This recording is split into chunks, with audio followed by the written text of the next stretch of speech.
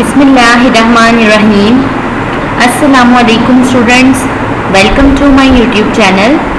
MTH 501 का lecture number 26 है, जिसमें आप लोग स्टडी करेंगे चेंज ऑफ बेसिस को। ठीक है, तो देखिए, when a basic B is chosen from an n dimensional vector space V, the associated coordinate mapping onto R provides a coordinate vector for V। कहते हैं कि जब हम कोई बेस चूज़ करते हैं, जिसको लेट सपोज आप B का नाम देते हैं, और वो कौन सी वाली बेस आप चूज़ कर रहे हैं जो n dimensional vector space की है, वहाँ से जब हम मैपिंग करते हैं तो हमारे पास आती है कोऑर्डिनेट स्पेस। ठीक है, कोऑर्डिनेट वेक्टर स्पेस हमारे पास वहाँ से जो है ना वो आइडेंटिफाई होता है। ठीक है, इसको जो है ना मैं आपको ज़रा समझाऊंगी एग्जांपल से। ठीक है, तो आप देख लें। सबसे पहली बात ये कि कोऑर्डिनेट वेक्टर हम फाइंड कर रहे हैं। क्या कर रहे हैं? कोऑर्डिनेट वेक्टर बी के लिए कर रहे थे, तो आप ये करेंगे ब्रैकेट के बीच में x लगा के ब्रैकेट को क्लोज करके बाय आप लिखेंगे b। ये मेथड होता है, ये तरीका होता है लिखने का कि आप फाइंड कर रहे हैं कोऑर्डिनेट वेक्टर। ठीक है, फिर आ जाए यहाँ पे एग्जाम्पल इन्होंने दिया, जिस तरह से आपके पास यहाँ पे लिखा हुआ है कि x equals to 3b1 plus b2। ये जो b1 और b2 है ये आपके पास बेसिस है। ठीक है, आपने जब इसको वेक्टर स्पेस में लिखना है ना कोऑर्डिनेट वेक्टर में, तो उसके लिए आप क्या लिखेंगे? x, यहाँ देखिए x ब्रैकेट लगाएंगे b। ठीक है, और यहाँ पे देखिए b1 के साथ 3 था ना, वो वाला 3, और उसके बाद b2 के साथ 1 था ना, वो वाला 1। इन दोनों को आप लिख के मैट्रिक्स बना लेंगे। ठीक है, कॉलम वेक्टर बनेगा। इस तरह से यहाँ पे आपके पास था 6c1 प्लस 4c2, तो आपके पास यहाँ पे 6 और 4 जो है ये आपके पास आ जाएगा कोऑर्डिनेट वेक्टर। ठीक है, उसके बाद आ जाए नेक्स्ट, आगे आपके पास एग्जांपल है, कहते हैं कंसीडर 2 बेसिस B आपके पास जो 2 बेसिस है कौन सी हैं? B1 and B2। ठीक है, ये दो आपके पास बेसिस है, और फिर क्या है? C1 and C2। ये आपके पास जो है ना वो 2 बेसिस है। B1 जो है वो उसमें क्या आ रहा है? B1 इक्वल है 4c1 प्लस c2। ठीक है, और जो आपके पास B2 है वो क्या है? -6c1 plus c2। ठीक है, कहते हैं आपने इसमें फाइंड करना है coordinate vector B coordinate vector space find करनी है आपने ये। ठीक है, और उसके साथ साथ आपने जो है ना फाइंड क्या करना है? C coordinate vector. ठीक है, B वाली आपको इन्होंने गिवन की है जो कि 3 और 1 है। ठीक है, यहाँ से देखिए ना 3 और यहाँ से 1 आ जाए। आपने C के लिए भी फाइंड करनी है, तो पहले देख लें आपके पास क्या है। आपके पास कोऑर्डिनेट वेक्टर ऑफ C कैसे आएगी? 3b1 प्लस b2 से। ठीक है, यहाँ पे देखिए, यहाँ पे x आपको गिवन क्या किया हुआ है? x था 3b1 प्लस b2। ठीक है, आप इसको लेना है। फिर क्या करेंगे? आप 3 को जो है ना वो बाहर निकाल लें, सेपरेट कर लें, तो b1 coordinate vector with respect to C find करना है, और b2, और b1 और b2 की जो वैल्यूज थी ना, आप सिंपली उनको इनकी जगह पुट कर दें। ठीक है, तो b1 की वैल्यू क्या थी? 4 और 1, और C की -6 और 1। सिंपली आपने वही जो है ना वो पुट की है, तो b1 आपके पास क्या आ गया? 4 और 1, और b2 क्या आ गया? -6 और 1। जब आपने कोऑर्डिनेट वेक्टर स्पेस फाइंड करनी थी C के साथ, C कोऑर्डिनेट वेक्टर, तो उसके लिए क्या करना पड़ेगा? आपके पास ये जो दोनों कॉलम आ गए हैं, ये दोनों कॉलम आपने इन दोनों कॉलम्स को क्या करना है? आपने लिख देना इकट्ठा। ठीक है, फर्स्ट आप लेंगे 4 और 1, और बाद में -6 और 1, और इसको जो है वो आप प्रोडक्ट लेंगे किसके साथ? 3 और 1 के साथ, यानी कि वो जो XD था ना B कोऑर्डिनेट वेक्टर, उसके साथ, जो कि 3 और 1 है, उसके साथ आप जब प्रोडक्ट लेंगे तो जो फाइनल आपके पास आंसर आएगा यही आपका आंसर होगा। 6 और 4 हमारे पास आ रहा है।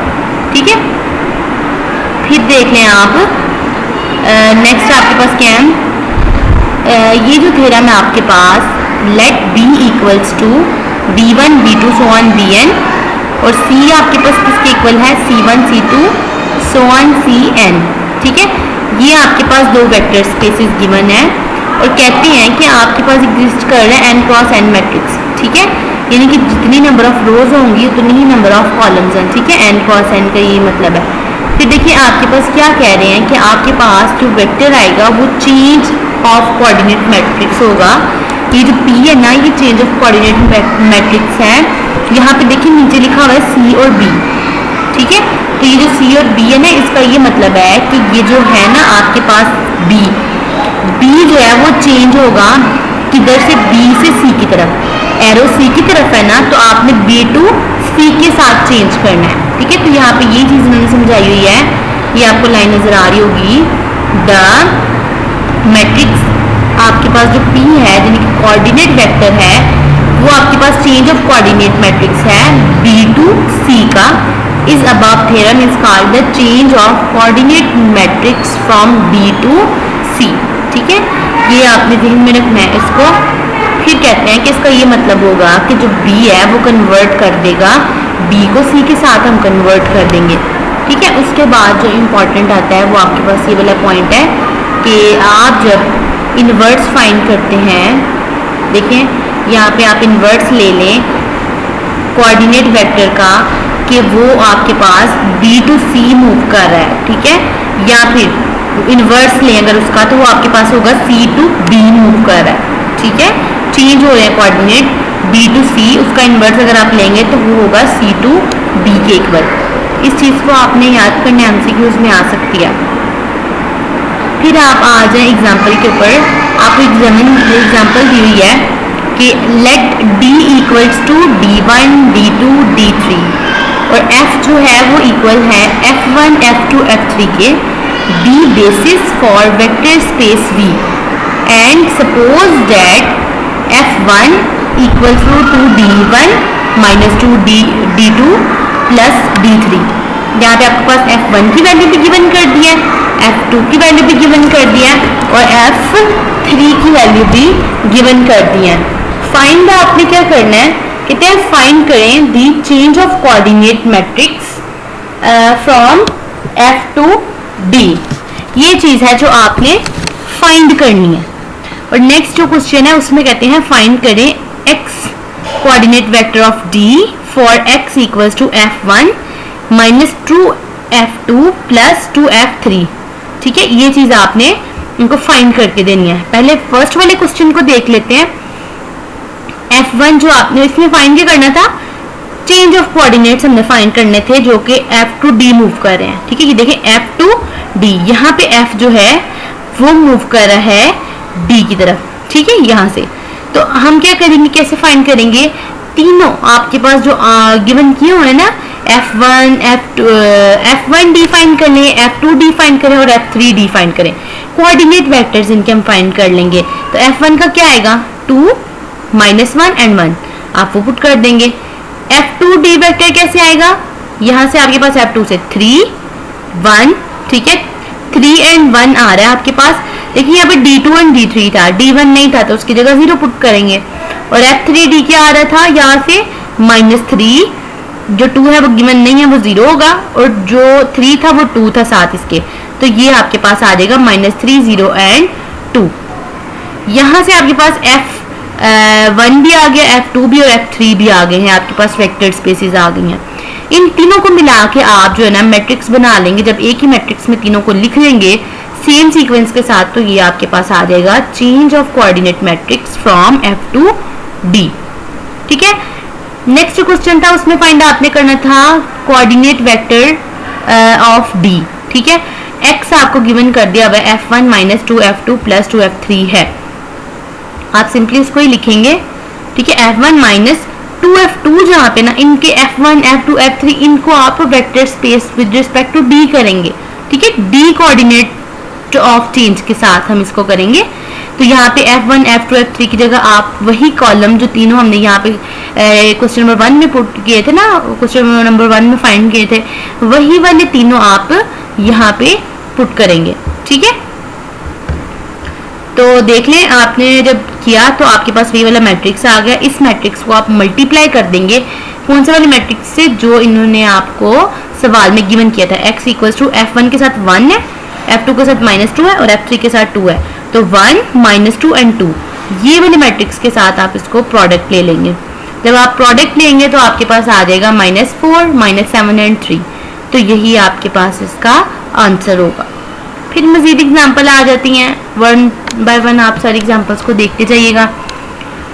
इसमें भी B1 B2 गिवन कर दिया है, C1 एंड C2 गिवन कर दिए हैं, ठीक है। और कहते क्या है कि आपने फाइंड करना है coordinate, change of coordinate matrix find करना है फ्रॉम B to C, ठीक है। देखिए यहाँ से कह रहे हैं B to C आपने फाइंड करना है, ये B to C। It means के B से एरो मूव करेगा C की तरफ। तो B1 देख लें, B1 की वैल्यूज में क्या आ जाएगा आपके पास, कहते लेट कर लें। देखना इन्होंने B1 और B2 की वैल्यूज नहीं दी, आप लेट कर लें। B1 की वैल्यू है x1 और x2 और B2 की वैल्यू है y1 एंड y2। इसी तरह से आपके पास क्या आ जाएगा, C1 एंड C2 आपको C मैट्रिक्स क्या बन जाएगा। देखिए ये C था ना, C मल्टीप्लाई होगा, प्रोडक्ट बनाएगा x1 x2 के साथ, और C1 C2 किसके साथ बनाएगा, y1 एंड y2। C जो है ना बेसिकली आपके पास कोऑर्डिनेट वेक्टर्स हैं, ठीक है, जो आपके पास पहले क्वेश्चन गिवन होता था लेकिन अब हमने खुद लेट किए हैं।